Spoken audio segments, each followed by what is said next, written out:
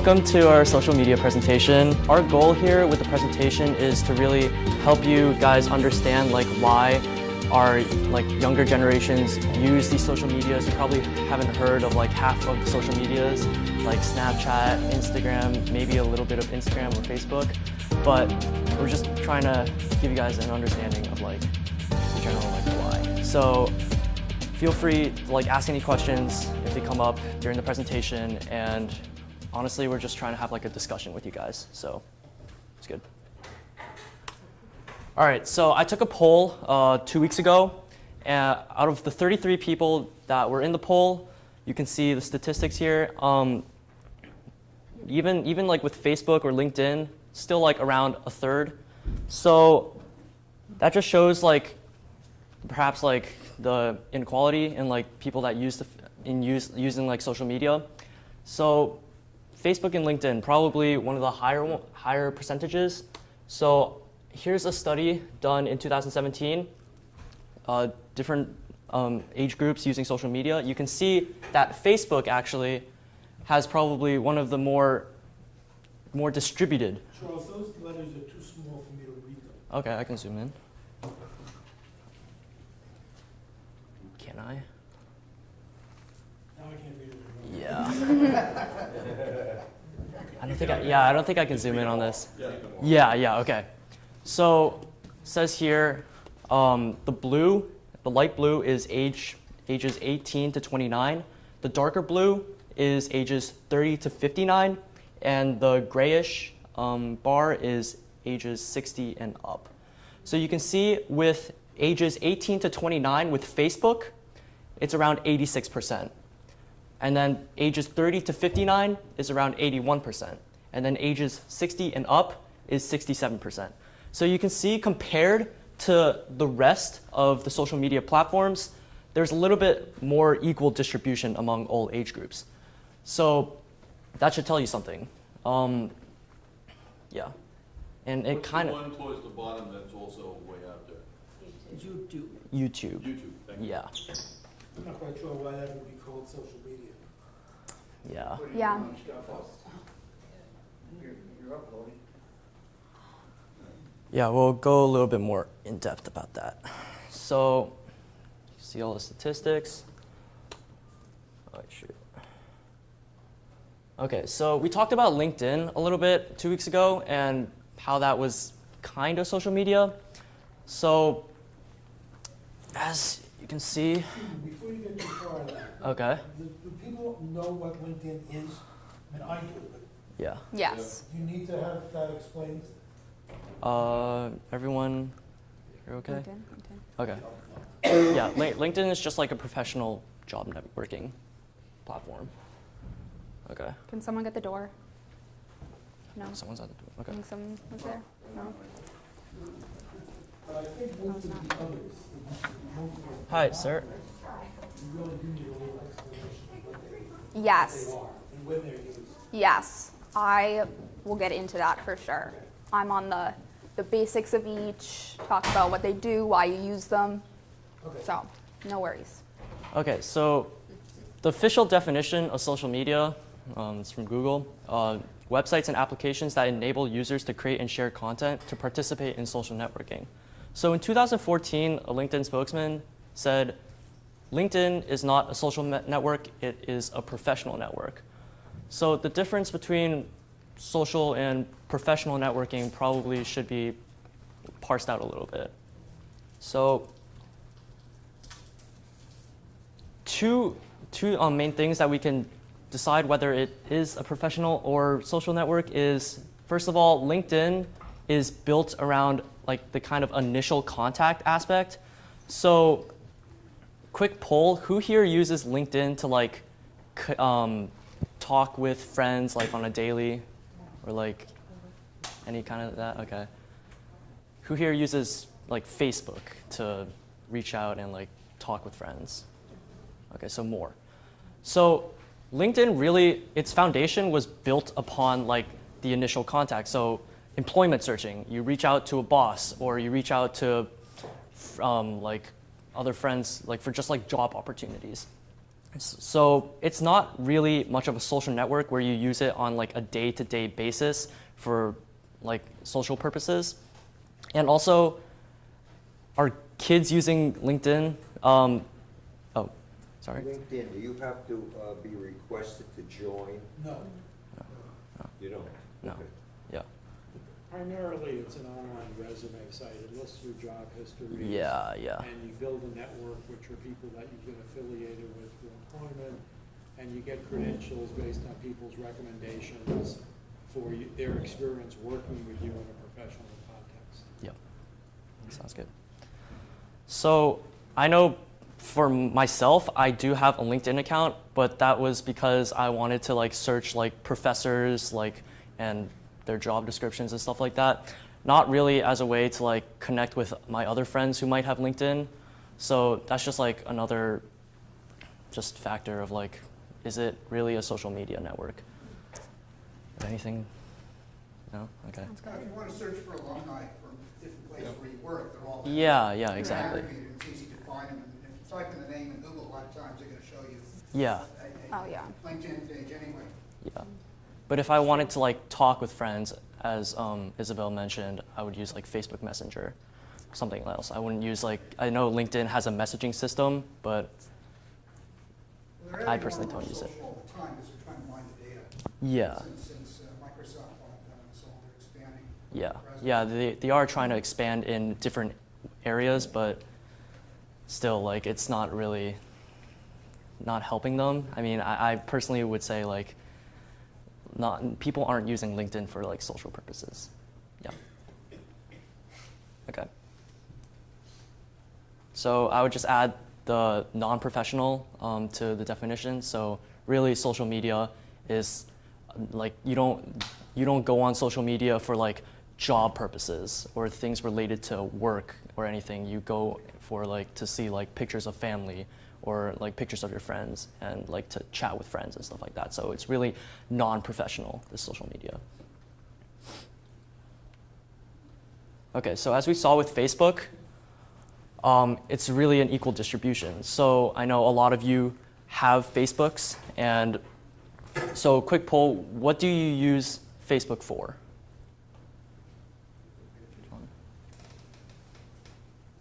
Keeping in touch with friends, Keeping in touch with friends? what they're doing, their vacation. Yeah, Sometimes people find out they're going, they're in the same, they're both in Fenway Park. yeah, yeah. But there are other things that I find that I can use Facebook for. Mm-hmm. Two examples. I run the Raytheon Retirees Association, Okay. and I set up a Raytheon page so that people from Raytheon can post information and ask questions. Yeah. The other thing I use it for is I was running a college reunion. Okay. I was trying to track down people who no longer had provided their names to the university. Yep. And in a fair number of cases, I was able to find them on Facebook or one of the other products. Yeah. And Yep. that became my link to them. Yeah. Definitely. So, yeah, like John mentioned, it's really a matter, like Facebook can be used as a way of social bonding and bridging. So like friends that you haven't seen in a long time, you probably have them as friends on Facebook. You can reach out to them. It's really easy. Also, probably a lot of you use Facebook to like view photos of your grandchildren or children. I know they often like post pictures from like vacations or like trips that they made. Yes? Question, I know when I post something on Facebook, it goes to people I'm affiliated with, okay? Yes. Yeah. How did the political post get distributed to everybody? In other words, Yeah. I'm not a friend Yeah. of some of the political people. How come I get messages like that? Yeah. So there's three main ways people use Facebook. First of all is broadcasting, like posting things. Second is passive news consumption. So that's your news feed. So when you log into Facebook, you always see that feed that pops up with all like the photos of your family and like posts that your friends made. But also, yes, political posts. So these might be sponsored posts on Facebook that the companies pay money to Facebook to let them to just show their posts on your feed. So that's why you probably, when you're scrolling through Facebook, you'll see something called a sponsored post, and then underneath it is an article. So that's just shows up on your feed as you just go through your. So the revenue aspect comes in from the marketing, and political is a subset of that. Yeah. Businesses are paying. Yeah, They pay yeah. Google. I mean, That's businesses. how the platform is supported. Exactly. You are the product. Yes, exactly. And they essentially Can you are set up in selling your it. settings to prevent that from occurring? I'm sure you can filter, what kind of posts you want to see. Yes, there definitely Charles, is. how do they decide which sponsored posts you receive and how they're ranked? Do they have any mechanism to decide this? I definitely think it's probably. I mean, we're delving into the algorithms that they use to show the stuff that Yeah, I was appears on just your trying to feed. think Yeah, of connection. I think it's probably it's based on behavior. So yeah. Your likes and what you comment Yeah. on and behavior like that. They have some sort of They're complex mining your data algorithm. Yeah, in that's- relation with other sources of data. They have Yes. at least 200 attributes on everybody. They do. Yeah. Including people that don't even use Facebook. And in relation to the political thing too, I recently learned that Facebook has a label for you. I think if you go into your ad settings, you can find what they label you politically, based on your likes and posts that you've clicked on and things like that. They label you from a rank of very liberal to very conservative, and I do think that affects what ads you see on your Facebook that are related to political issues. Although I'm not totally certain how their algorithms work, because they're quite complex and a little bit over my head. But I think you can go look into that, which is very interesting, and does definitely relate back to some of the privacy stuff that you mentioned earlier. So we'll talk about that in a little bit. All right. Yeah. So other uses, as John mentioned, creating groups for social activities or just college reunions. Honestly, just reaching out to people and just forming these groups. Facebook allows for that, and political posts. That's good. So Instagram. So Instagram is really based on. It was founded on the principle of Polaroid pictures, right? Sharing. So you have the Polaroid camera. You take the picture, it comes out, and then you share it with friends. So then what Instagram does is it just puts that online. So on Instagram you're allowed to share pictures. Your friending system. It's very similar to Facebook. However, it's more built around the picture sharing aspect of it. So like Facebook, it has a like system. You share a picture, your friends can like or not basically. And So if I use Facebook, why would I care about Instagram? yeah, so Why would I do both? Maybe is my better question. yeah, so Facebook is more robust in the fact that it's not just built around picture sharing. You can also post things, you can view articles and stuff. Instagram, not so much. It's really picture centered. So people who want to share pictures that they took, scenic pictures that they took on vacation, they would use Instagram and probably not Facebook. And it's I think also too, Instagram sort of limits you in, I guess, the amount of pictures you can share in a way. That's a confusing sentence because you can share unlimited photos, but a lot of times people choose to share only a few amount of photos from one trip. Whereas Facebook, you create a photo album and you can share hundreds of pictures, and not everyone necessarily looks at them at all, or definitely doesn't look at all of them. So Instagram, I find is helpful for seeing sort of the highlights in pictures. You see the best picture that your daughter took on vacation, rather than seeing 200 pictures of them at Disney World. You get to see the one picturesque, awesome one. So it's kind of nice to see the highlight reel, I guess, in that sense. Do you have to set up a separate account for Instagram, just like you would for Facebook or LinkedIn? I think they're connected now, right? A subset of Facebook, or is it a separate account? Yeah, it's owned by Facebook, I think. Yes, Something like that. I think Or you Google. do create a separate account, but they're connected, like your Facebook and your Instagram are connected. And you can also choose, like when you share a photo on Instagram, you can choose to post it on Facebook if you have your accounts like affiliated with each other. Yep. So I think you can log in using your Facebook account. Yeah, you should. Yeah. So Facebook owns Instagram, right? As a Yes. company, plus they support Yes. what's known as SSO, so you can sign on once and get to all their applications. Yeah. Yes. Without Yeah. having to sign on to each one individually. Yes. Yeah. But you can. Their accounts are linked. Yeah. Yeah. But I'm on Facebook, I've never received any notification telling me to sign on to Instagram or get used to it or any of that I can remember. That's because your friends don't use Instagram. No. Well, Yeah. friends of my age, Yeah. that's true. Yeah. I don't think they actively promote Facebook users to use Instagram. But I mean, if you create an Instagram account, they do, like, the first thing that pops up is like, do you want to link it with your Facebook account? So, yeah. I have like maybe 8 friends who use Instagram. Yeah. So I always see, I see the Instagram photos they choose to share. Yep. So you have to, there's one friend who she'll take 8 pictures of her 3-year-old and she'll put 2 on Facebook. Mm-hmm. So, Yeah. anyway, if you go into her, you can link into her Instagram account Yeah. and see all 8 of them if Yeah. you want to. Yes. That's kind of the opposite of what you're saying, but it's the way people use it. Yeah, Because I I'm think it talking about depends. 8, not 200. Yeah. Right. Yeah. I think it's definitely interesting to see how different age groups use it differently. I think also sort of the amount of friends you have that do use Instagram impacts why you would use Instagram. Like for us, everyone I know has an Instagram account.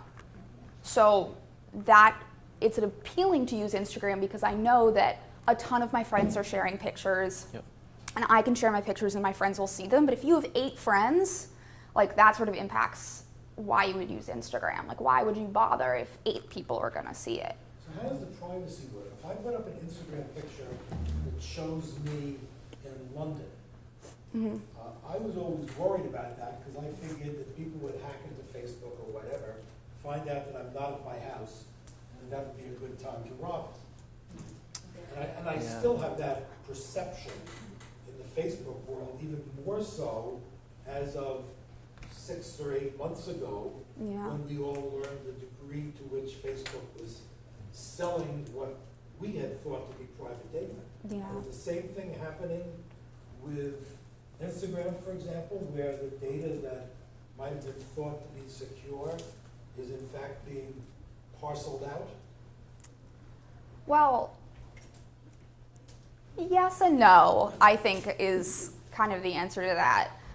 You do have some choice for privacy settings on Instagram where you can control who follows you and who sees your photos. So I have my Instagram account on private, which is what it's called, which means that like when you look at my Instagram account, all you can see is, you know, that I exist and I am a user, and you can see my profile photo But if I'm and request to friends with follow you, me. or whatever the appropriate Yes. term is, Friends is right, yeah.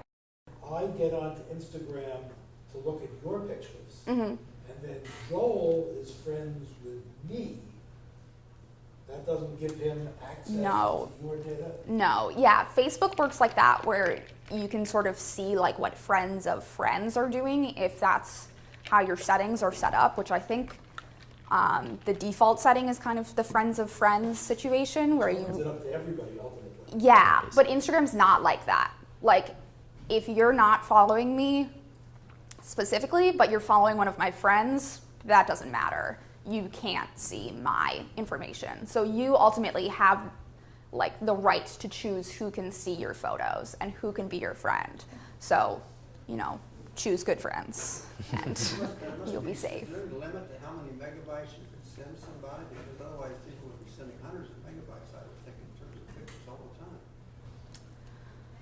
I'm not sure about that specifically. I know they have limits on size, and you can share videos that are up to a minute long. A minute. So they have some restrictions on size, but I'm not sure exactly how that relates to That could Like- be 50 or 100 megabytes right there, actually. Okay.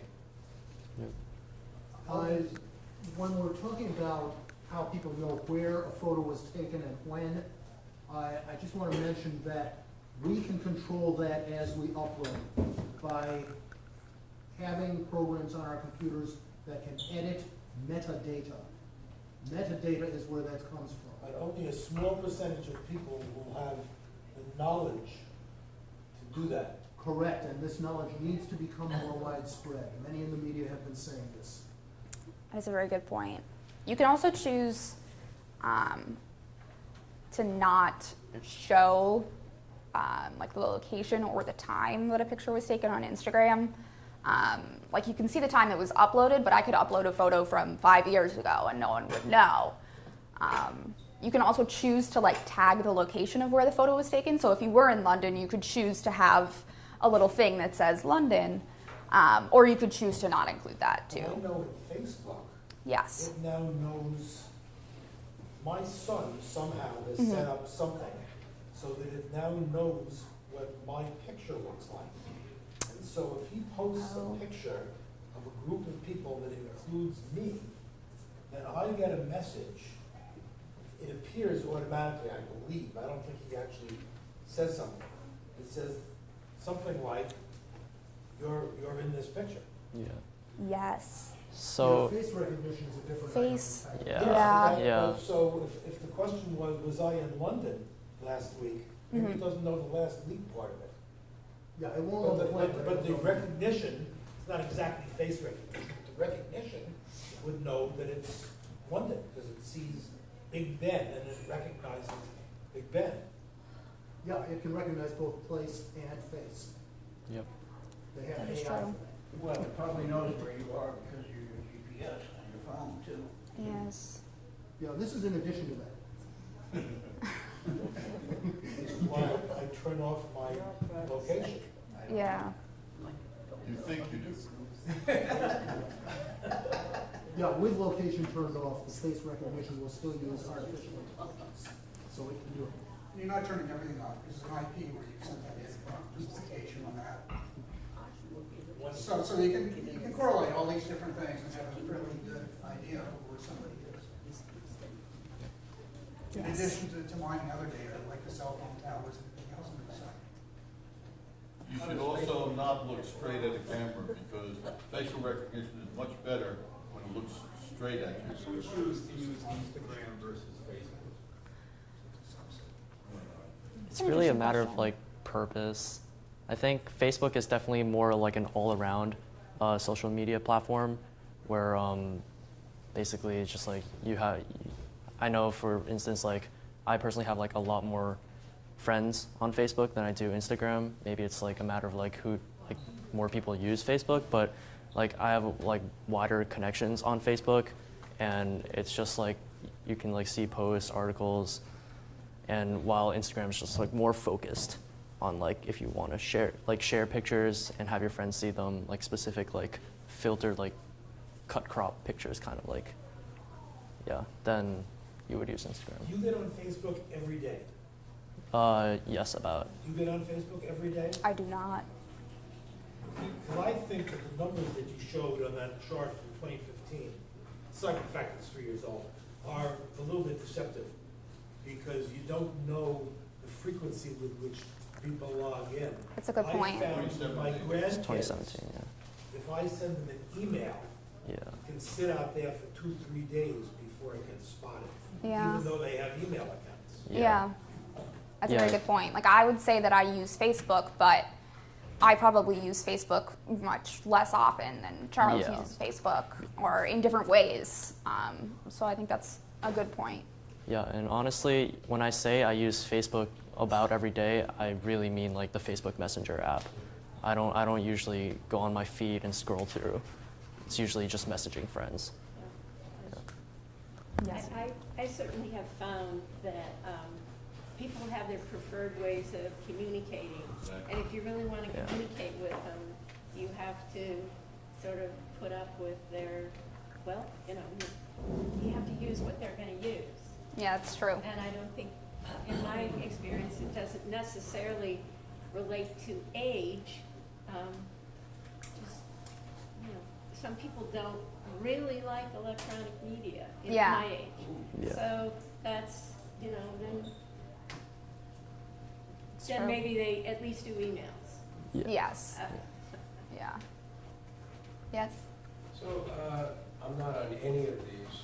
All right. I stayed away from them mainly because of my job, and I have continued to stay away from them Yeah. because I don't understand them that well. Yep. It would be helpful to people like me Mm-hmm. to understand, because what I'm hearing is if I started a Facebook account, and I know I have nephews and relatives all around, is what I'm hearing correct, that if I make contact with one person, say my relative in Texas, Mm-hmm. all of his friends and contacts could now, without my understanding that they're looking at any of my stuff, Yeah. could they all have access to it? Well, Depends on your settings. it does. It depends on your settings, and it depends on what you're doing. Like if you send a private message, no one can see that but him. If you post on his timeline, his friends can see that. So there are different things that you can do, but definitely if that's something that would bother you, which makes sense, I think that's kind of a weird thing sometimes, you can definitely change your settings so that only your friends can see what you post. And But also, Facebook will tell you that there are people that they're suggesting that you friend with. Yeah. Because if I'm friends with Charles, and Yep. Charles is friends with Isabel, Mhm. it'll tell me that there's a single link between me and Isabel. Yep. yeah, And sometimes, if it's like your high school class, your college class, or Raytheon people, it might tell you there are 35 links, indirect links, Yep. you to him to her. yeah, There are 35 links to that person. Yep. And occasionally, you may look at that second level link and say, oh, I used to work with that person 30 years ago. I always wondered what happened to them. yeah, Yeah. And then you accept being friends with them, or you put out a friend's request to them, which they have to accept. But assuming that they do, and many people, I've learned in the early years, sort of automatically accept these things without thinking much about it. yeah, Yeah. The next thing you know, I'm now friends with Isabel because I had become friends with Charles. And Yeah. now for the next 5 years, I'm getting pictures of all of her relatives. yeah, And then I can unfriend her, and then the question is she gonna get pissed off because I unfriended her? And that gets into a whole bunch of other, I mean, it sounds like I'm kidding there, but I've heard lots of stories of people, they It's become true. unfriended, and that causes all sorts of other emotional baggage to take. Yeah. So they're always collecting all this data. It's a matter of visibility and the purposes. Advertisers, for example, can target, but it's supposed to be an aggregator. It's not supposed to see Supposed to. who it's going to go, but the data's all there. And there's been leaks, obviously, where some of that has been exposed, and some security, there's been bugs in the software where information gets out when it's not supposed to. Yeah. So it's like putting it on a postcard, you know, all the stuff. Assume it's on a postcard that anybody can see it for most of these guys. Yeah. Versus in an envelope. That's how I view it. yes. Did you have I something have to a say? question, yeah. Yes. Normally when I go to Facebook for the first time, I'll start on the home page scanning things and stuff like that. Mm-hmm. And I might get interrupted and stop. When I come back, I have to start from the beginning. Is there any way No. to set it up to pick up where I left off? I think every time you leave the app or like the network, like you like click out of the tab and like exit the tab and then you come back in, it re-gets the feed for you. So You can't do yeah, that. I don't think you And can. if you don't log out, if you just go to the bathroom. I'm not logging out. I don't then- log then out. it still Does it stays time on you the, out? it still stays on the same place that you were. It doesn't move. Yeah. Yeah, like if you minimize your page instead of exiting out of it totally, if you just minimize it, then I think it'll save your place. It does. Yeah, it should cache. Minimize, Like if you're on a computer, you can minimize the, Okay. That's yeah. a good suggestion. yeah. So I think it will save it in that case. Thanks. All right, let's keep going. Okay, so yeah, so we said that Instagram mostly is focused on like the picture sharing aspect. However, like every social media platform, there are also other features. So Instagram introduced the idea of stories, where you can share like little snippets of your life in like videos or pictures, and then all of your friends can see it, but it's only temporary. So I think with Instagram stories that last 24 hours, then it's gone. So that's another interesting feature. And just like Facebook and basically every other social media platform, there's also direct messaging in Instagram. So as you can see, it's just like another platform where you can network out with your friends, and yeah, it's just a matter of like primary usage of the app and like the purpose of the app that matters. All right, so Isabel will explain kind of the basics. Alrighty, so I wanted to talk a little bit about like what Instagram looks like and show you how you can use some of the features. So I used just pictures from Instagram's own Instagram page. So to the left here is what your Instagram page looks like. So you see, your name, and you can have a little bio, and then you have all of your pictures. You can see how many pictures you have. So they have 5,000. You can see how many followers you have. They have quite a lot, and you can see how many people that they are following. So who is this person that has 244 million? It's Instagram. They They have their own Instagram account, which seems a little redundant, I guess.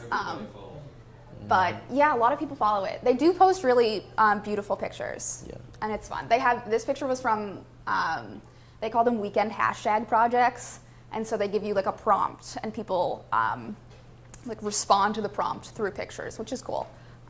But that's off topic. And if I can chime in here, I think this Yes. really, these like pictures, I think this really shows like how individually like tailored and like specific like a post is to one picture. So as with Facebook and other perhaps like platforms, you have like mass amounts of like albums, but here it's just like one picture, like you can go through like multiple filters and stuff like that, and it's just that one picture as the post, and everyone sees. So yeah. So as you can see in the middle, like this one picture, that's the whole post. And so when you see a picture, you can see who posted it, and then this is kind of what I was talking about earlier, where you can tag a picture with your location. So this one was taken in Orlando, so you can choose what location you were at and add that, so people know you're on vacation and stuff. People like to do that. I'm in Bermuda, like everyone look. You can also like a picture using that button. You can comment, and here's a picture of what a comment like feed looks like. You can also choose to send the picture to someone in a direct message. So it's kind of like sending them a link, like, this is cool, thought you would like it. So here's a comment feed too, so you can see different people comment different things about the picture. Since it's a really, like Instagram, it has, hundreds of thousands of likes. The comments can get a little weird, but you can reply to comments, you can like comments, and that's a big part of Instagram too, that you choose to comment and say something about the picture. So those are pretty much like the basic features of Instagram. If you send them the link, do you have Yes. to be a member of Instagram or have an account? No. I think that you can view a picture as long as they're not on private. I think if it's a public post, anyone can view it even if you don't have an Instagram account, as long as you have the link. That doesn't appear to be the same as Facebook, because I will send something to my son in California who's not part of Facebook, and he goes bananas. He can't get it. Okay? Yeah, I'm not sure about how Facebook works with that, with sending things, but clearly there's some issues with that. But I believe Instagram, if you have a link, you can view it. yeah. Well, if you have a Facebook account, you have an automatic mailing address that address. And if somebody else knows that address, they could, I'm not sure why they would, but if they did, they could send it to you at your Facebook account, even though they're not a Facebook member. In like a private message, you mean? I don't know if it's treated as a message. Okay. I see. Maybe it is. I'm a little lost by what you mean. I know that if I want to send something to somebody, I know there's an address within Facebook that's associated with my name, and it looks like an email address. Oh, It's in the style of John Rudy at. gotcha. But it's not my normal email address. And I can provide that, if I know what it is, I can provide that to somebody else who can send me something to that, but it's only then readable within Facebook. It doesn't show up normally as part of my Outlook mail. Gotcha. I'm not familiar with that feature. That's very interesting, though. I'll have to check that out. So this is all on a smartphone? Yes. How does the user experience change when you get to a bigger screen? I have to say Instagram's desktop version is pretty limited. Yeah. They really want you to use it as an app for whatever reason. But it does, you basically get the same experience, just wider, where you can see your feed, like your Facebook homepage feed that you see different posts. You can see who you follow, they all post. You can see that, but it's just a lot wider. I think you can see more comments, stuff like that. But it is limited. Some of the features are not included. Yeah, like direct messaging. You cannot direct You message can't direct message. on the desktop version. So, yes. I'm intrigued by the entry on the left panel called Telnet Show. Yes. So these are stories. So we talked about Instagram stories earlier, where you can like take a picture and share it for 24 hours without it permanently going onto your Instagram page. So basically that's what these are, and they've just categorized them into different things. So there's like one for art and in transit and talent show. So you can click on those and view different stories from Instagram. So that's a title, not a technology. Yes, it's a title. All right. All right, so this is what it looks like to post a picture. So we have a lovely picture of me here. So basically you can choose whatever picture you want. You can either choose it from pictures you have on your phone, or you can take it right there. And then basically, that's unhelpful. Yeah, that's really unhelpful. Yeah. You can choose, I had a video, and now it won't let us play it, sorry. But basically you can choose different filters, to change how your picture looks, and edit it, and change like the brightness and the contrast, and do stuff like that to change the picture. And then this is what it looks like to post it. So you can write a caption, you can tag people. If you, like someone in the picture has an Instagram account, you can tag them. What does that mean to tag? It basically tells them that you've posted a picture of them, and also shows up in a certain section of their Instagram page. You can view like Notification.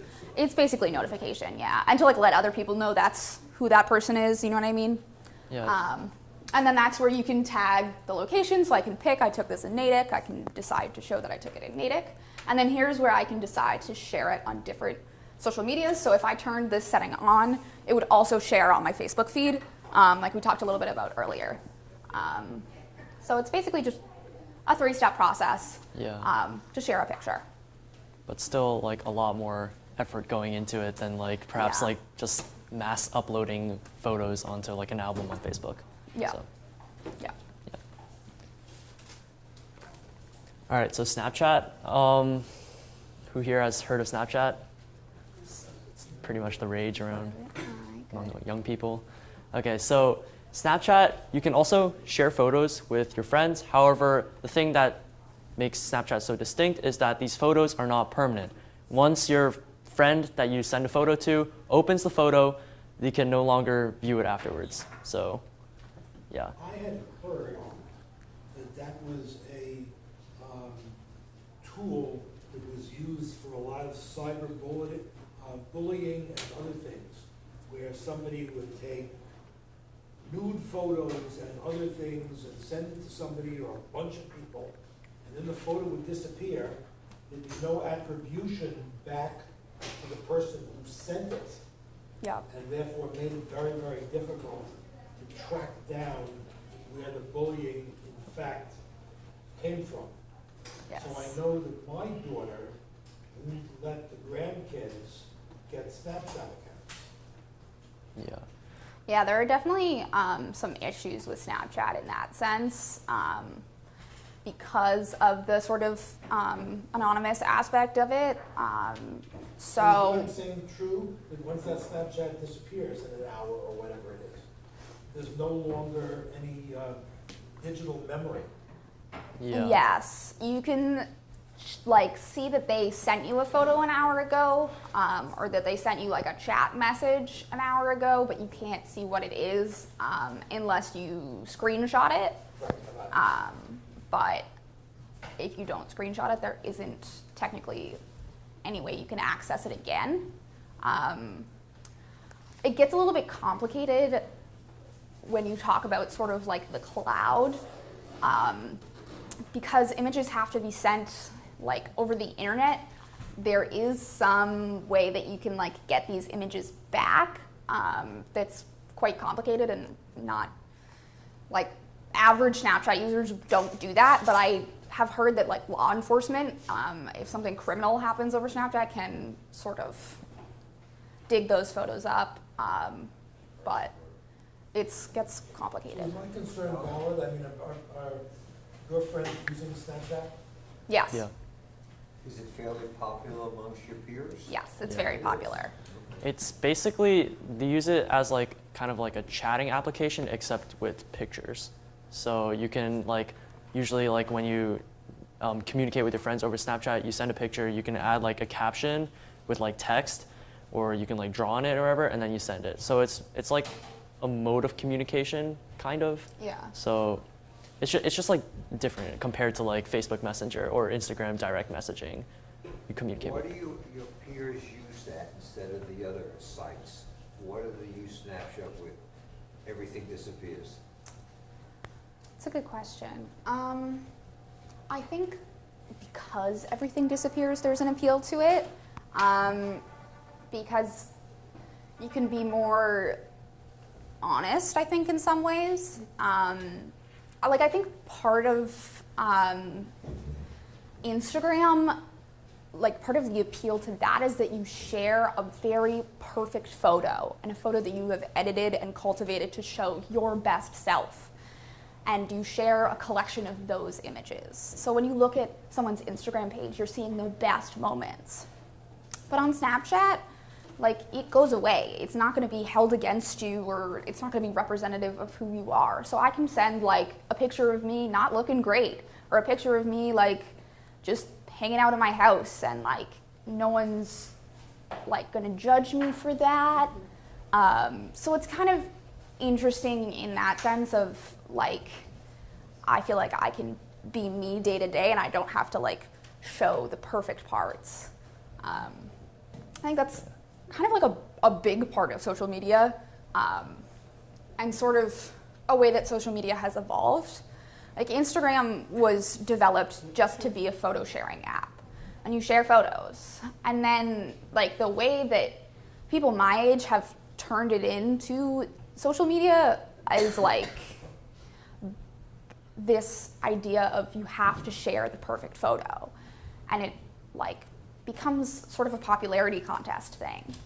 How many likes can my photo get? And my photo got 300 likes, and Jeremy only got 200 likes, so I'm better. Like, this sort of weird popularity thing that Snapchat avoids, because there are no likes and the pictures go away, and there's not so much pressure. So I think there's an appeal to that sense of. So Isabel, when you graduate from college in 4 years and apply to a job, people will look back at your Facebook, your employer Yeah. potentially, and rate you, but hopefully Yeah. they won't see your But Snapchat, I can't see anything.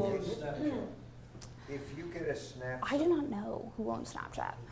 Anyone? No, I think it's still. It's not Facebook. I think it's still its own. Yeah, it's its I own think company. Snapchat owns Yeah, Snapchat. it's still its own thing.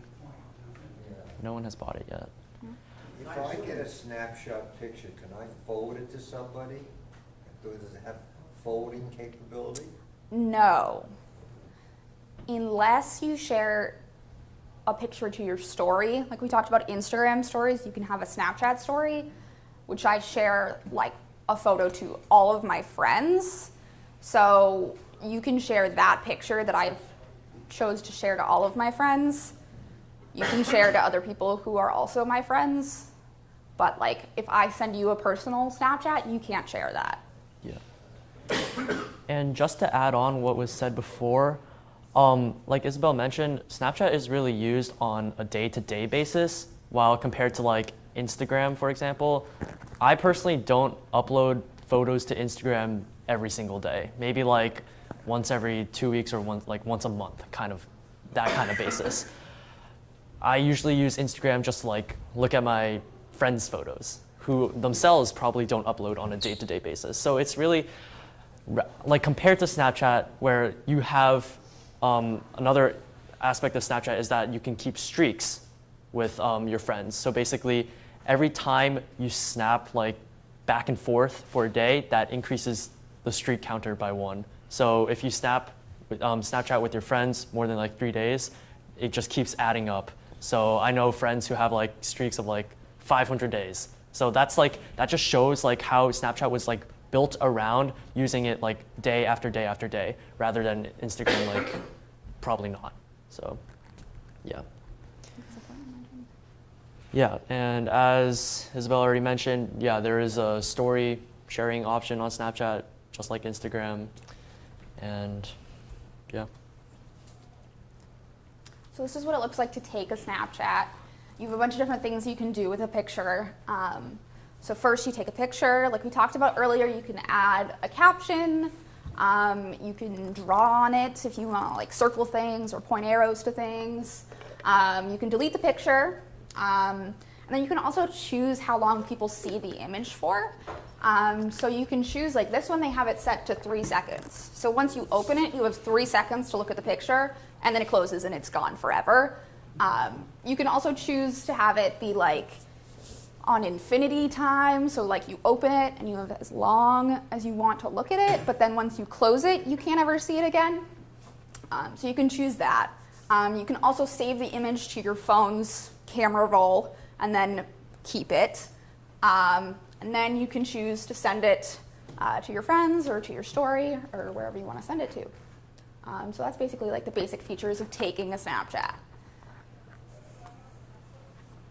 And then some different things here. So this is where you can choose who to send it to. So you can see some of the like notable features in that is that you can have best friends of your friends. And these are the people you Snapchat most often. And they become your best friends. Do they know that they're your best friend? What I'm really asking is if I said you was my best friend, and Charles merely as a friend, Yes. and you both are aware of that fact, does that set up issues? So Snapchat used to, you could see like, if I like look at Charles's Snapchat, I could see that his best friends were like Greg and Mary and Sue. And so that used to cause some drama.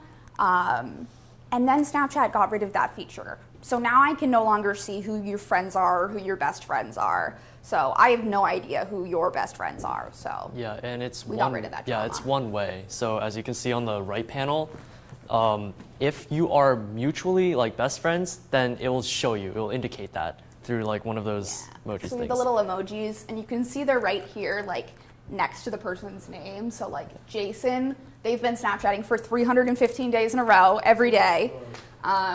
And they're best friends because it has the little smiley face. So it's very hieroglyphic-esque. And these little different emojis mean different things. So the like fire emoji is the like streak thing, and that means you've been Snapchatting every day. So then if you are both best friends with each other, you can see. And then there's this one where like if I'm your best friend, but you're not my best friend, then you know. It's very weird. There are a lot of like weird features to that aspect of best friends. Yeah. That That's would weird. cause a lot of anguish. Yeah. I think sometimes it does. A lot of times in like relationships and who likes who, I feel like there's some drama in that rather than in friendships, from my experience. Yeah. But everyone could be different. I Yeah, don't know. and also just like point out, Snapchat is really like the amount of friends that you have on Snapchat compared to like Facebook and Instagram is significantly less usually. It's Yeah. more limited. So, and also the fact like who you decide to like keep streaks with, it's usually like maybe like a couple of people, not like the entire school population. So it's more like exclusive in that way. So yeah. That's true. So do all these apps steal all the contacts that are on your phone? You can choose whether or not they have access to your contacts when you download the app, and What's the default? No access to your content. I think no contacts, yeah. access is the default, and then you can allow them. Yes. I tried to save pictures off of Facebook or Instagram a few times. I've seen a picture that I just want to hang on to on my phone. And it always asks me to give Facebook or Instagram app access to all the pictures on my phone. Is there a way to save a picture and not give access to all the photos that you have on your phone? I think the only way to do that is to screenshot it. Right. That's what I did. Yeah. I don't think, because I think they need access to your like Photos application to be able to save it to the Photos application. So I would suggest screenshotting, and then you can crop it if you want to. The other thing I've noticed is that the resolution, image quality in Facebook and Instagram is pretty low compared to what the photo might have been originally taken, when it was taken on Yeah. an iPhone or Android phone. So, it doesn't have to be good. Yeah. Yeah, your point about, the screenshot works, but I haven't been able to get around, I'd love to get around that. Yeah, I do think too the screenshot lowers the image quality, Yes, which is unfortunate. thanks. But you're welcome. Someone else have a question? No? No? All right. Okay. I have a question about Sure. symbols. Yes. I know some of the ones, but there are many I don't know. Is there a way, somewhere I could search and get an explanation? Like What each symbol emoji means? wise, like the emojis, like the smiley face Yeah. and stuff like that. Yeah. But not just those. I like that too. but Yeah. Just, like you gave, I bet you could do a Google search that says something like symbols on Twitter. Facebook. Yeah. Get back a page, and tell you what all, okay, just to Yeah. get there. Yeah, that's what I would suggest. yeah, very good. All right. So Twitter. I I thought it was 140. they updated it. Yeah, they recently They changed it. they raised it. They raised the app. Trump can write longer messages on Yeah. So I don't think. Yeah. So neither Isabel or I we use Twitter. So probably like not as extensive of knowledge on Twitter. But yes, you get these posts. You have 280 characters maximum, and usually people just use it to like share like updates on like their daily activities to like all their followers. Yeah, for fake news, and it just like allows like it's more of like a user to audience experience than like with other like Snapchat, just like Snapchat or Facebook like direct messaging. It's like user to user. Yeah, honestly, that's about it. Yeah. Yes. I use Twitter quite a bit. Yeah. You've got a lot of, first of all, a lot of companies use Twitter Yeah. as a way of PR and advertising. Yeah. Yes. Some new event happens, they put out a press release. You can use it like a press release, but it's 280 character, although you can add Yeah. Videos and all kinds of other things can be Yeah. embedded in your Twitter. But companies use it for announcements. Yeah. As a way of, It seems that all the PR. personalities on radio shows, Right. they and all then- have a Twitter account. Yep. And so when I opened up my Twitter, I opened up a company Twitter account and a personal Twitter account. And Yeah. when I opened my personal Twitter account, it was, you can select, they make recommendations of who to follow, and you can select. One of the people that I follow on Twitter is Nate Silver. Some of you know, he's the guy that does, statistics about sports and elections and things. And he has a lot of interesting things to say. And, but you can follow Sarah Silverman, you can follow fake news, you can follow, there's lots of things you can follow. Yeah. But there's a lot of legitimate stuff on Twitter besides, at real Donald Trump. Well, if there's a natural catastrophe like an earthquake or something, that news comes out Oh, yeah. directly from the source right away. Yes. Versus, the social part. So Yes. that's a simple defense part of it. Yep. Yeah, so as you mentioned, like the PR aspect, like all these companies all across the social media platforms probably have like Instagrams, Facebooks, stuff like that. Yeah. Yeah, so. So hashtags and mentions are pretty much like a universal way of communicating within these social medias. So hashtags in their most basic form are just to organize information. So you hashtag a post with something that's relevant to the post. So if it's a picture of your dog, you can do hashtag dog. And then if you want to see more dogs, you can look at all of the posts that have been hashtagged dog. And you can Do I see have to have a unique name? cute If I- dogs. If I come up with a hashtag John Rudy, Mm-hmm. there's already some other John Rudy someplace else. There are many. Yeah, then all of the posts that you hashtagged with that would be with posts that he hashtagged with that. They all conglomerate together. Yeah, and that's So why there's- you see all these probably more unique, less generic hashtags. You probably Yeah. recognize some of them. Je suis Charlie, the corresponding with the attack on the press a couple of years back. Yeah, so a lot of people use them for trends, and also there have been a lot of political movements, like we just talked about, that have specific hashtags. One I can think about, a particular example, I guess, is the Black Lives Matter movement that really started through Twitter and through hashtags, and just sort of gathered steam as different people who were interested in the same thing all sort of collected virtually. So I think that's kind of an interesting show of social media. So you can use them for, different things in that sense of hashtagging something that's associated with a particular trend or movement, but also just hashtagging as a way of showing, information. And also you can a lot of people who want to gather more followers and more likes hashtag their photos a lot, because then more people will see them if they're looking in that specific hashtag.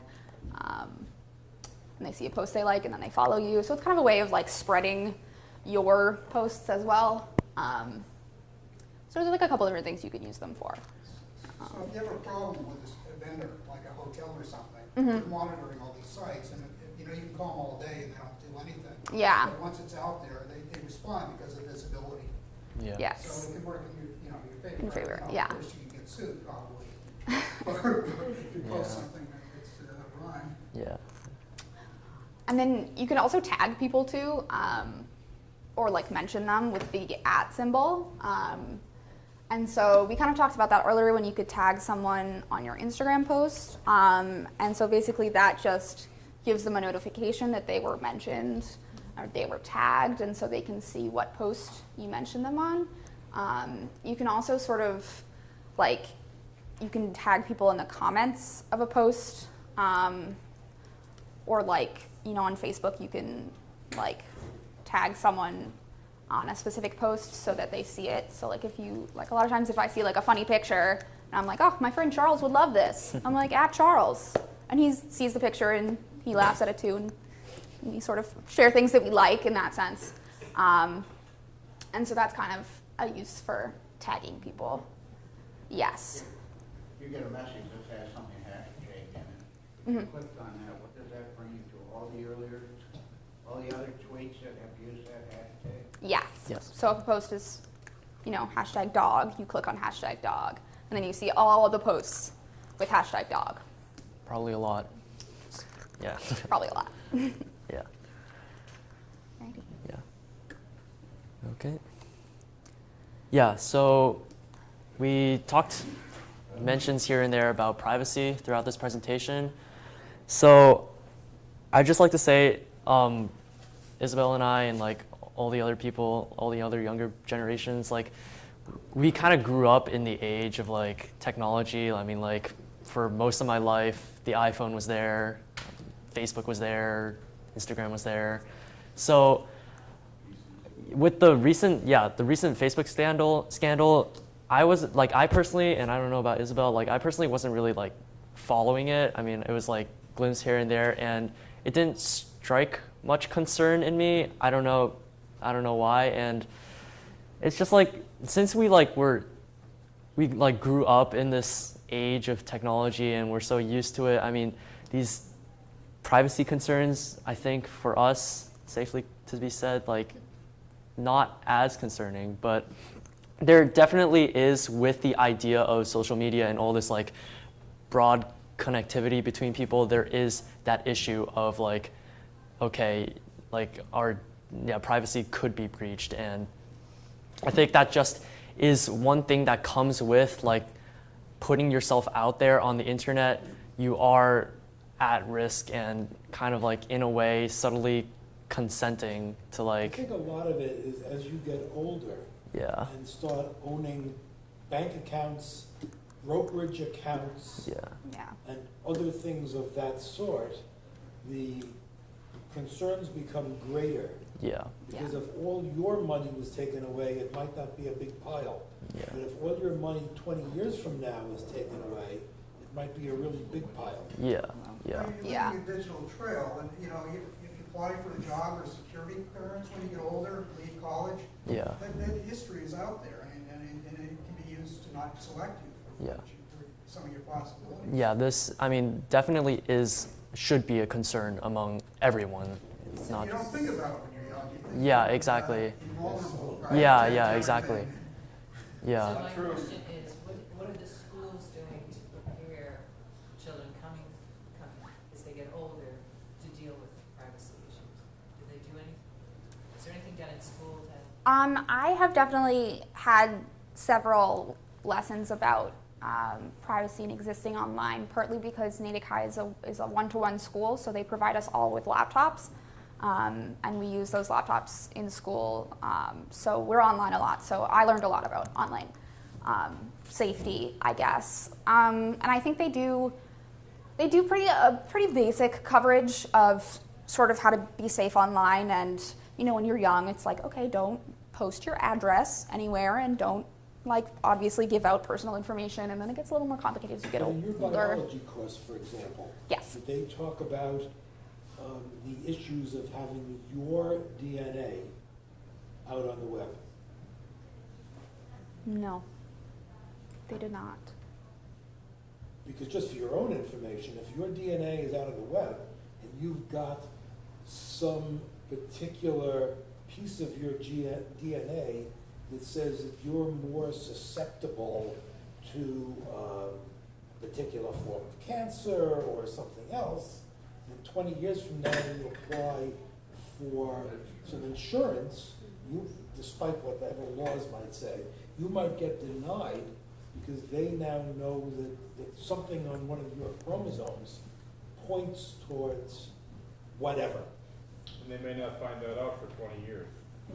That's right. It may be something in your DNA that isn't recognizable today, but becomes recognizable 20 years from now. Excellent. But if you're searching for a cancer term, for example, that may be held against you in 20 years. Well, John, the other thing is, you're assuming that it's you putting the DNA out. In 20 years, that might be companies putting the DNA out. You might not even have control. Well, you might not. But now, my only point there is that this whole privacy issue Yeah. gets bigger and bigger and more complicated.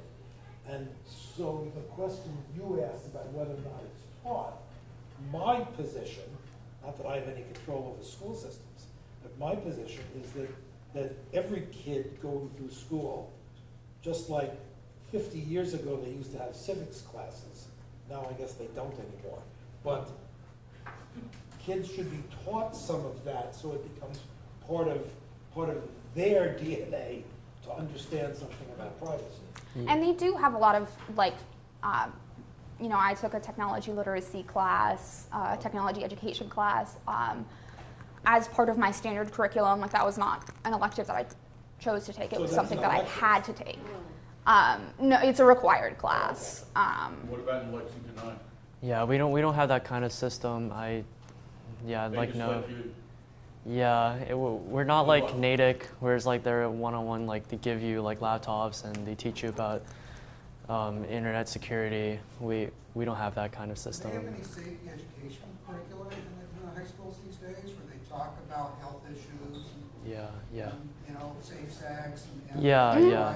Yeah, we do, Would it yeah. be part of that curriculum? Yes, It could I, be. as part of my health curriculum, I did learn a little bit about internet safety, mostly in the sense of like, people talk about like sexting and things like that as part of my like Yeah. sex ed class. They talked Yeah. about like, don't do that. So that was an aspect, but not much beyond that when talking about technology. But I think that would be a good way to integrate that. So there's no safe computing. A lot of the Yeah. companies and so on internally will quiz their employees every year to make sure that their computer's going to stay safe. They're not putting viruses on things. They're not sharing things That's externally smart. that they can get the company into trouble, but there's something that's going on Yeah. in the safety classes or Yeah. other than maybe a computer class. Yeah, I definitely think I could have learned more. I learned a lot about how to tell if information is like viable and legitimate. Yeah. Even long before fake news was a hot topic, which I think is valuable, but they did not teach us a ton about internet security. Yeah. This would be a great opportunity for rising sophomore and junior to put together that kind of presentation to be used in schools. Yeah, yeah. That would be a good idea. Potentially. So, Yeah. Isabel, my other question is, what do people of your generation, what do you think are the most positive things about social media, and then what do you find to be negative versus negative? Yeah, that's a good question. I think positives of social media are how easy it is to stay connected. And I think that's definitely a big part of my life. Recently I had a friend who lives in Texas come up and visit for the first time in like 5 years. And it felt like we hadn't, you know, I saw her last weekend. Like, it didn't feel like we were apart for 5 years because I have her on all the social media and we talk all the time online and I see her photos and I have known what's going on for the past 5 years. Yeah. So I think that was, like, that's a very important part, in that it's so easy to stay connected with people, even who are really far away. I had a French exchange student come and stay with me, and she lives in Paris, and we talk. So, like, stuff like that I think is just awesome. I also think, like, I think being on the internet has helped me be a more empathetic person, in the sense that I have access to all these different people's ideas and opinions, and it's easy to see for me like where other people are coming from, and that perhaps that has made me more empathetic and compassionate, or at least just more educated about, you know, sort of different people's views. I think negatives, I do probably spend too much time on my phone. Yeah. It's very easy to just get lost in it. And I've learned so much on the internet and on my phone. And, you know, a lot of times, especially like older people like my parents or my grandparents will be like, what are you doing? Like, what are you doing on your phone? It's like, a lot of times the answer is like, I'm learning about something, or I'm reading about something, or like, you know, the internet like taught me how to knit and taught me how to like draw and paint and like stuff like that, which I think is awesome. But then it's like, well, now I'm just kind of sitting on the couch, like scrolling and doing mindless stuff, and that is so easy to get sucked into, which is a bummer. So I think, positives and negatives. The positives that you talked about, can't those be done without these social media apps? Just interacting one-on-one with people, not through the social media apps? Yes. But also, like, not all the time. Not if they live in Paris and not if they live in Texas. We text with friends in France all the time. Oh, okay. Wait, do you mean like not through social media but through technology still? Yes. Okay, I thought you meant like one-on-one, No, like I in person. understand the need for Gotcha. the technology, but you can avoid all these social media apps and choose who you're gonna interact with. Yeah. And you still can interact without any of the social media stuff. I think that is definitely a very valid point. I think also though, like what I like about social media is that I can visually see what people are up to sometimes.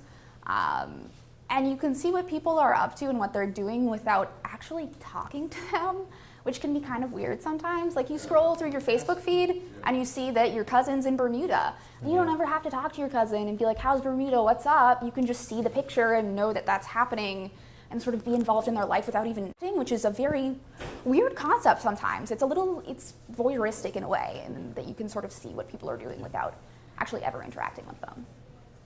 I think there's some interesting technology changes over the years. There have been some cartoons recently about cursive writing. Now, that's something that all of us, when we were in school, probably spent half an hour a day, a couple of days a week, for a year or two to learn. My daughter, who's 43, learned cursive writing. My grandkids, the two older ones are 15, they don't know what cursive writing is. Really? Not even for their signature? Barely. They didn't learn. They didn't really learn it. The school spent a little bit of time, and I can visualize your kids never typing anything in, speaking everything with truly good AI systems. And maybe 50 years ago, the chip in your head will actually pick up your thoughts and put them out on the system. And then you'll be telling your grandkids, when I was a kid, we didn't have chips in our head. We actually had to type things. Type? What do you mean type? You had to put your finger down on a little thing and it had the letter A. It's true. I learned to cursive write, so I'm surprised that 15-year-olds don't know how to cursive write. I spent a lot of time on it, and I remember not being very happy with that, but now I still know how to write in cursive, and I like to write in cursive, so that's intriguing to me. Have you ever used a dial telephone? You know what I'm talking about? Yeah. Yeah, okay. I think maybe once or twice, but someone had to teach me how to use it, and then I learned. One question before we leave, this is actually important. I have a grandson who's visiting family, and he wants not an iPhone, but he wants a cell phone. Yeah. So at your age, what age would you recommend? He's now an ascending fifth grader. Rising. So what would you recommend, knowing what you know now, from each of you? Yeah, so I personally didn't get my first phone until freshman year. So I lived through elementary and middle school completely without a phone. And I know, so I have a younger sister, and she's been, just like your grandson, just like kind of like begging my parents like for a phone, like, and honestly, I think as we go further into like more technology, developing technology, I think like the youth that like grow up with it will probably ask for it earlier. So I don't know, like probably during like middle school or something like that. Sometime during then. I think during middle school, I don't know about fifth grade. I got my first phone in fifth grade, but it wasn't a phone you could access the internet with. It was like, you had to like type. And that was good from a like practicality standpoint, because I could like call my mom to come pick me up and stuff like that, which is important. But I would not say like access to the internet at that age and access to social media at that age is good. I had an iPod Touch back in the day, which is like an iPhone, but like you can't call people on it. I don't think they even make them anymore. They do. They do? Okay. I don't know anyone who has one. I guess everyone at this age just has iPhones. So wait till middle school. So yeah, I think. Lock down some of these phones so you can't access some of the features, or you can only access them Yeah. at different times. Because they're gonna get more and more features, and they're gonna get cheaper and cheaper. It's hard that you can find a dumb phone these days. It's true. Yeah. They're paying about the same. Yeah. Yeah. Yeah. So I would say sometime during middle school. Alrighty. Any final questions? Yes. What, for each of you, why did you choose the particular apps in the discussion we had versus why you didn't choose the other ones? Yeah. So for me, it was more of like all my friends were using it. So I first started out with a Facebook because all my friends at school, like basically most of the school population was using Facebook. And then some of my friends was like, oh, try Instagram. So I went on to Instagram, and then went to try Snapchat. So I went on to Snapchat. So it's basically like where my friends were would influence how, like which social media platforms I used. So yeah. I would say probably a similar thing. It's kind of where your friends are and where you know you're going to have an audience is kind of where you choose. It is helpful for socializing in that aspect of having an audience, and it does have a bit more of a purpose, you know, if you know that when you post something on Instagram, 500 people are going to see it versus 12. So I would say. So all these social media companies want to keep people using all their software all the time. Yeah. How many of your peers are losing too much sleep or being inefficient because of the pervasiveness of the technology? Too many, probably. Too many. Too many. Does anybody read a book anymore? Sometimes. Yeah, How many people are tired in the morning because they've stayed up all night? Oh, for sure. I think you eventually learn that you can't live your life like that.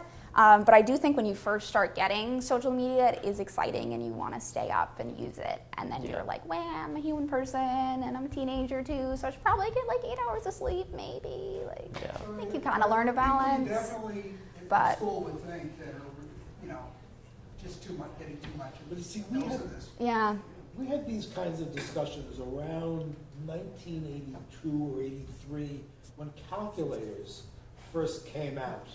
I mean, there was some in the early 70s, but the first time you really had a calculator that was, you know, this big and you could do more than add and subtract and do percentages and stuff, was really, you know, the Bowmar Brain. I don't remember when that was, like 78 maybe. And then the first personal computers really didn't show up until around 82, 83, 84. Yeah. And they weren't common at the house until the early 90s, really. So this technology has really moved fast. And I was kidding about chips in the brain, but only partly kidding, because I really think that that's not that far away. So Johnny, we're talking about handwriting being a problem, but they're learning how to type sooner. That's the offset, right? Yes, they are. So you gotta wait till you vote your turn. But I think typing is going to go away. I think as voice input gets better and better, I can't imagine why 5 years from now anybody's going to type anything. So let me thank you very much. We really do appreciate it. Yeah.